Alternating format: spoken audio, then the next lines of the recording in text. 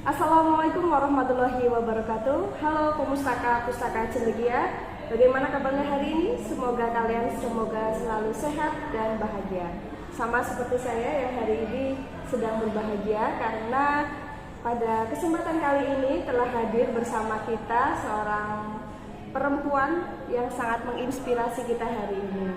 Selamat datang Ibu Mistina Hidayati. Selamat datang di Pustaka Cendekia SMA Negeri 1 Banyumas. Oke, teman-teman semua perlu diketahui bahwa Ibu Mistina Hidayati adalah sekarang bekerja di SMP Negeri 1 Kemeranjen. Beliau adalah kepala sekolah SMP Negeri 1 Kemeranjen. Nah, selain kepala sekolah, beliau ini juga merupakan seorang penulis dan juga sudah banyak menerbitkan buku baik fiksi maupun non-fiksi. Nah, hari ini kita mau bertanya-tanya sedikit nih Bu kepada Bu Mistina tentang perjalanan Ibu Mistina dari awal memutuskan menjadi seorang penulis hingga sekarang sudah menerbitkan banyak buku dan tentunya menginspirasi banyak orang, terutama guru-guru nih Bu. Oke, baiklah Ibu Mistina Hidayati, mungkin boleh perkenalan dulu sedikit. Monggo Ibu. Oke, terima kasih Mbak Gesit. Selamat siang semuanya.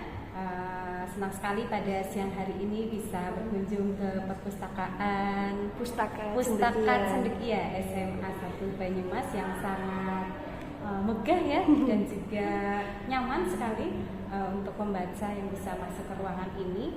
Dan siang ini kita mengadakan podcast ya Mbak ya, dan dengan Mbak Gesit mudah-mudahan nanti podcast ini bisa bermanfaat untuk para pustaka semuanya ya.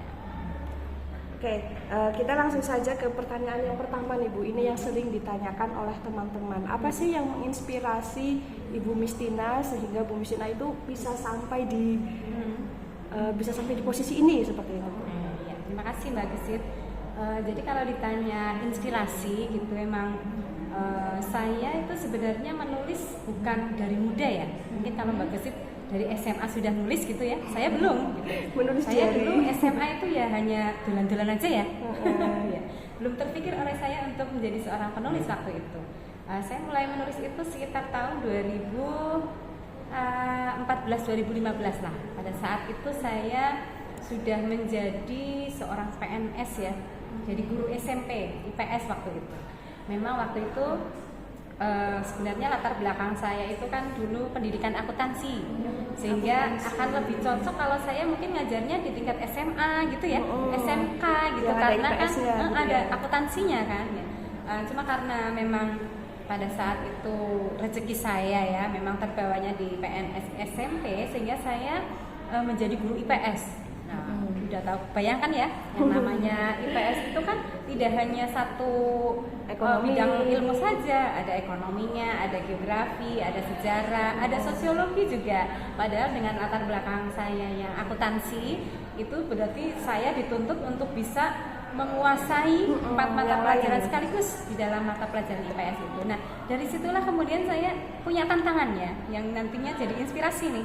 Gimana saya itu kemudian memutuskan untuk rajin menulis itu karena ada tantangan itu. Jadi bagaimana saya jadi guru IPS yang bisa menguasai semua mata pelajaran yang nggak mungkin secara instan saya pelajari saat itu menjadi satu tantangan, sehingga dengan begitu saya kan belajar dari sana sini ya. Saya belajar dari buku, saya belajar dari teman, saya belajar dari tokoh-tokoh yang ada di dalam IPS dan sebagainya, sehingga dari situ saya mulai banyak punya komunitas nih ya, komunitas belajar ya.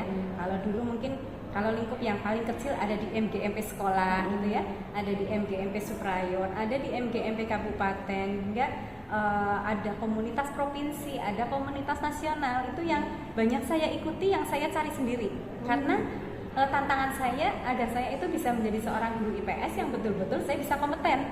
Gak mungkin kan saya jadi guru IPS yang latarnya akuntansi, saya ngajar sejarah, geografi, saya nggak tahu apa-apa. Nanti dikira malpraktek ya, kayak dokter itu tidak sesuai dengan kompetensinya. Nah, dari situlah saya belajar banyak komunitas, di mana komunitas itu yang menjadi inspirasi saya untuk terus berkarya.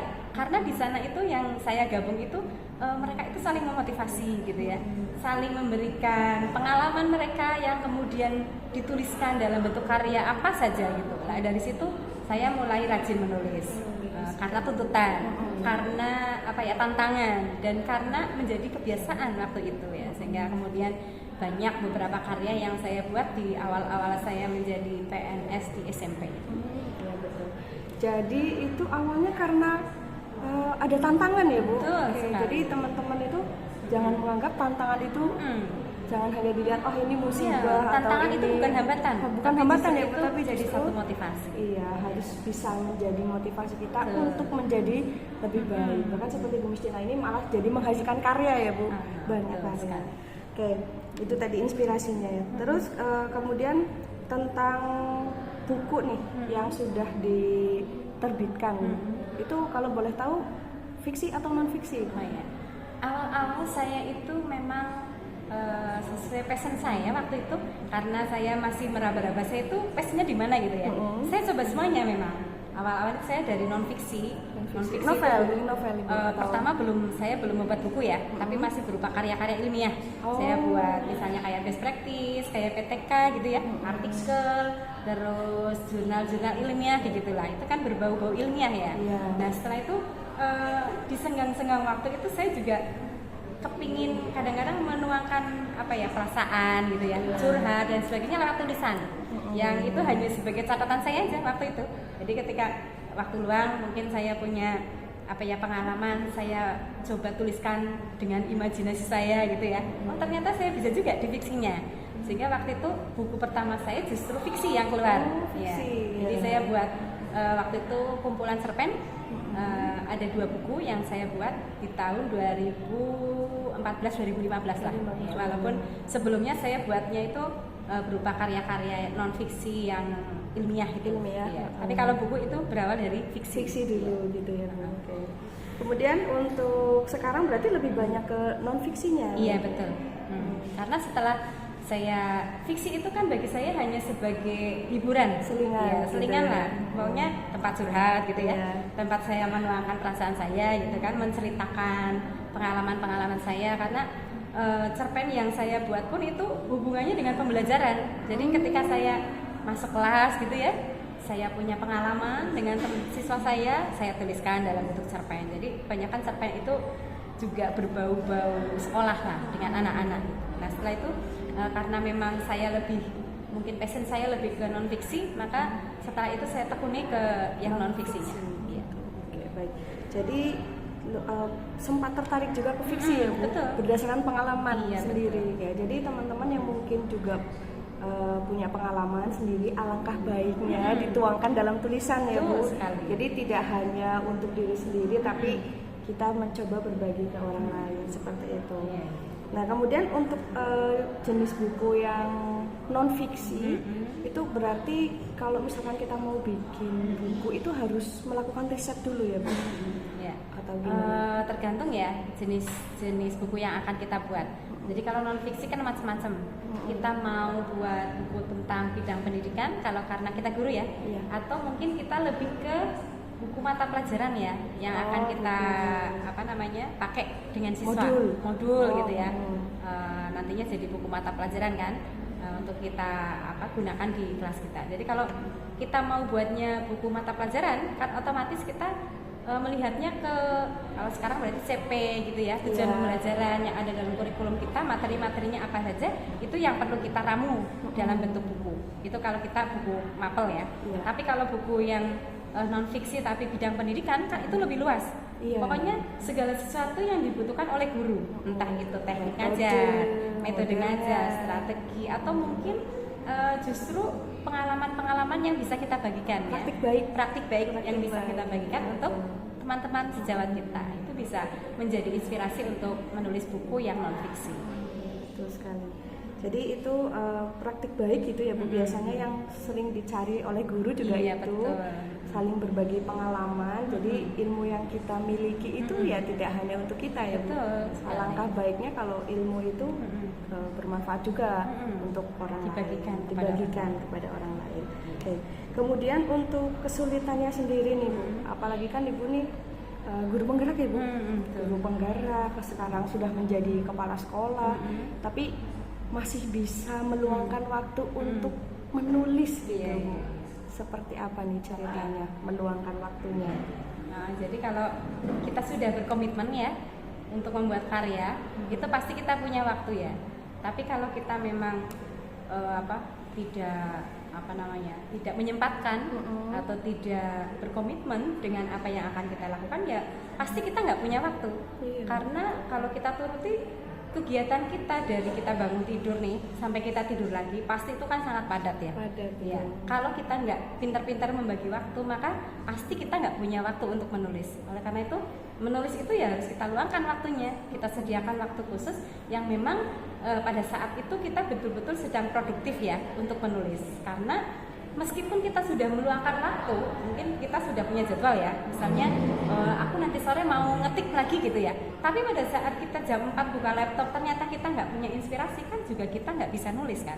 Jadi memang harus nunggu inspirasi dulu. Iya, jadi kalau kita punya inspirasi, maka punya ide gitu ya, langsung kita tulis, entah kita sedang berada di mana gitu ya. Nanti lupa kalau kita tulis dulu ya, entah hanya satu kata, dua kata, atau satu kalimat yang itu menjadi clue ya. Ketika kita sedang punya waktu luang, kita buka lagi, oh ya ini saya punya ide ini, baru kita tuliskan. Jadi memang kita komitmen dengan diri kita sendiri. Walaupun kita sudah, misalnya saya komitmen untuk menulis setiap jam 4 sore misalnya, tapi ketika jam 4 sore kita buka, kok kita belum punya ide apapun, ya sudah tutup aja dulu ya. Kita bisa menunggu waktu ketika kita sedang mood gitu ya, sedang santai, sedang punya banyak ide, sehingga dimanapun kita berada, ketika ada ide muncul, tulislah tulis gitu ya Bu ya.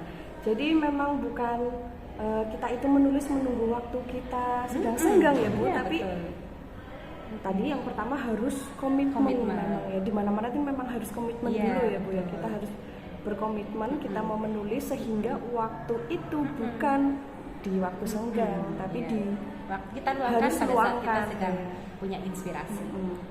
Terima kasih Ibu.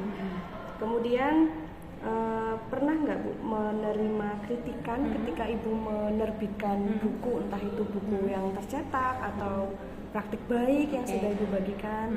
Pernah juga, karena seorang penulis itu kan kita harus tidak boleh ya anti terhadap kritikan, nggak boleh, karena bagaimanapun kritikan, saran dari orang lain itu kan akan membuat kualitas tulisan kita menjadi semakin baik ya. Ya, awal-awal saya menjadi seorang penulis buku itu tulisan saya pasti kalau dibaca itu, kalau istilah Banyumasanya mungkin wagu kan, itu awal-awal kita nulis wajar aja karena kita sebagai penulis pemula. Tapi dengan adanya tadi ya, misalnya tulisan kita dibaca orang lain, kita mendapatkan masukan, mendapatkan kritikan, kan kita terpacu untuk selalu memperbaiki kualitas tulisan kita gitu. Apalagi kalau kita sudah masuk ke dalam penulis mayor. Kalau penulis mayor itu kan penulis yang penerbit mayor maksud saya. Penerbit mayor itu kan penerbit yang besar ya. Penerbit besar, saya nggak akan menyebut apa labelnya gitu ya. Pokoknya kalau penerbit besar itu kan kualitas tulisan yang masuk itu betul-betul sangat di sharing detail satu persatu bahkan per kata. Ya, jadi kalau kita masuk ke penulis mayor, siap-siap tulisan kita dikritik habis-habisan. Jangan sampai kita patah semangat. Bahkan saya pernah satu bab itu harus merombak dari awal. Nah, itu kan sesuatu yang sangat luar biasa ya, membutuhkan energi, membutuhkan pemikiran, membutuhkan banyak ide, yang dimana kritikan itu tidak langsung berupa kalimat-kalimat yang harus kita perbaiki. Jadi cluenya hanya perbaiki tulisan dari awal sampai selesai dengan tema yang kekinian misalnya. Hanya seperti itu, kan kita harus mikir kan, dengan tema yang kekinian itu yang seperti apa, kan harus belajar gitu ya. Kecuali kalau kritikan itu sudah jelas kalimat ini diganti ini, kan itu saking gampangnya ya. Tapi kalau yang kritikan dari penerbit mayor itu sangat luar biasa, membutuhkan energi kita, membutuhkan pemikiran kita, membutuhkan waktu kita. Yang itulah tantangan yang apa namanya, yang membuat kita itu semakin apa ya, mungkin semakin tegar apa ya, ketika kita menghadapi berbagai kritik itu kita biasa aja, karena kritik itu bisa membuat tulisan kita semakin bagus. Semakin bagus gitu ya. Oke baik Bu, jadi memang kita nggak boleh anti kritik ya Bu, Betul, sebagai seorang penulis ya, terutama ini, karena ya tadi kritik yang disampaikan itu pastilah untuk membuat karya kita menjadi lebih bagus. Tapi semoga ini tidak menjadi hal yang ditakutkan teman-teman nih yang mau memulai menulis. Jangan takut, nanti banyak dikritik nih. Itu bukan hal yang untuk ditakuti ya Bu. Tetap terus mencoba seperti itu. Oke, kemudian kalau boleh tahu nih Bu, apakah ada tokoh yang menginspirasi Ibu Mistina? Oke, ya. Kalau tokoh inspirasi banyak ya. Tapi kalau yang sangat saya kagumi itu Pak Habibie. Ya, karena beliau menurut saya sosok pribadi yang intelek gitu ya. Pokoknya saya lihat Pak Habibie itu dari wajahnya beliau, dari matanya itu sudah saya, ini pasti orangnya pinter banget gitu ya. Itu yang membuat saya kagum. Kemudian yang kedua, banyak hal-hal yang beliau lakukan itu yang mungkin 2 tingkat lebih tinggi ya dibandingkan dengan pemikiran orang yang standar lah gitu ya, karena buktinya beliau punya banyak inovasi yang ternyata mungkin di negara kita justru belum bisa dimanfaatkan, tapi dimanfaatkan untuk negara-negara lain. Jadi Pak Habibie itu menurut saya sosok yang paling inspiratif lah.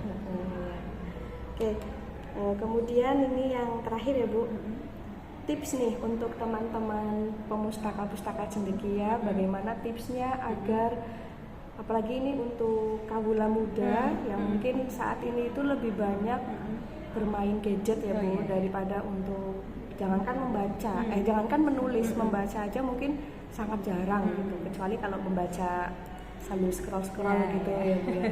Nah ini coba minta tips dari Bu Mistina, gimana sih agar generasi muda atau untuk generasi saya juga yang tidak terlalu muda agar kita itu bisa memiliki ide atau memiliki komitmen untuk belajar menulis gitu. Oke. Bagi kalian yang memang suka menulis ya, saya yakin setiap orang adalah penulis ya. Dimanapun kita selalu menulis kan, entah itu di media sosial, entah itu kita hanya sekedar menulis catatan kita di buku diary ataupun di buku agenda dan sebagainya, pasti setiap hari kita menulis.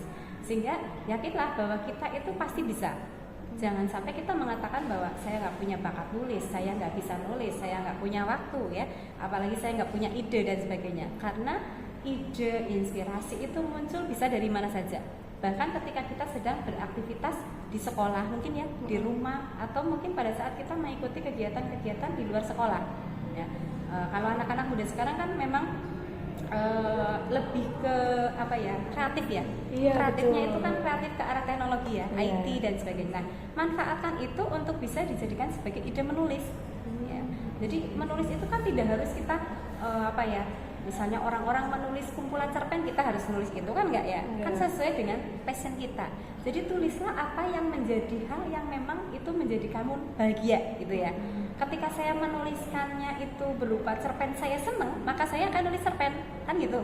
Ketika saya nulis kumpulan puisi bisa mencurahkan perasaan saya senang, ya tulislah puisi. Tapi kalau saya nggak suka itu, ya nggak usah tulis itu. Kita cari passion kita yang lain kan. Saya sukanya teknologi nih, saya suka membuat mungkin inovasi-inovasi tentang game online misalnya. Dia bisa menciptakan game online, tulislah dia dalam bentuk inovasi game online. Jadi menulis itu tulislah apa yang disukai kita. Jadi pada saat kita menulis kita merasa senang, kita merasa bahagia gitu. Jadi bukan malah menulis itu membuat kita menjadi beban ya Bu. Dan kalau menulis menjadi beban itu berarti bukan passion kita.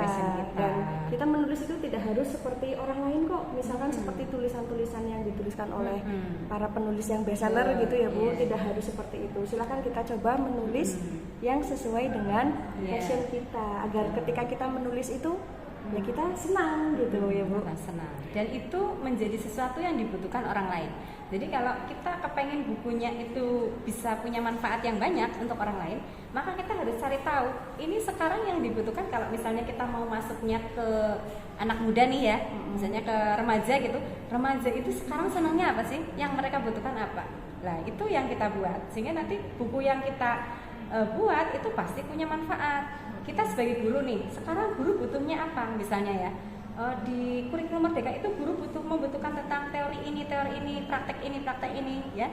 Nah, berarti kita harus membuat buku yang seperti itu kalau ingin memang bukunya bisa best practice, bermanfaat untuk orang lain, dan juga syukur-syukur jadi buku bestseller ya. Bisa kita manfaatkan ke ekonomis juga. Iya, betul sekali.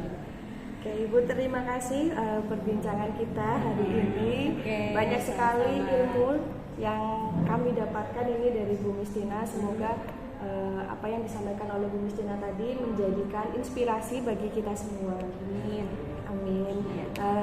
Salam sukses selalu Ibu Mistina, sehat selalu. Saya ucapkan terima kasih kembali sudah berkenan meluangkan waktunya hadir bersama kami di Pustaka Cendekia. Sukses juga untuk Pustaka Cendekia. Amin. Ya, baiklah Ibu Mistina, kita cukupkan dulu untuk perbincangan kita hari ini. Sampai jumpa di kesempatan baik yang berikutnya.